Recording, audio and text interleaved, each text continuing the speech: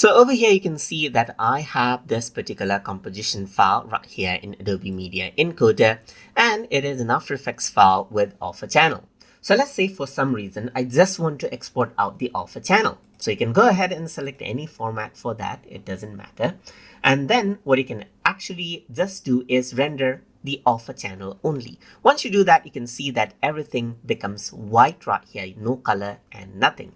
The dark areas right here are the transparent areas, and the bright ones right here are the opaque areas. And you can see the alpha channel right here just like this. So now you can simply go ahead and choose a particular location, press OK right here and hit the play button.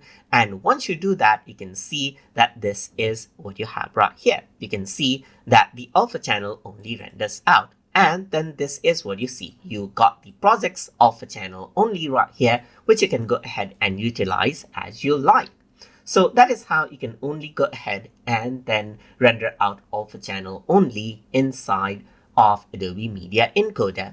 So I hope you guys learned something as always.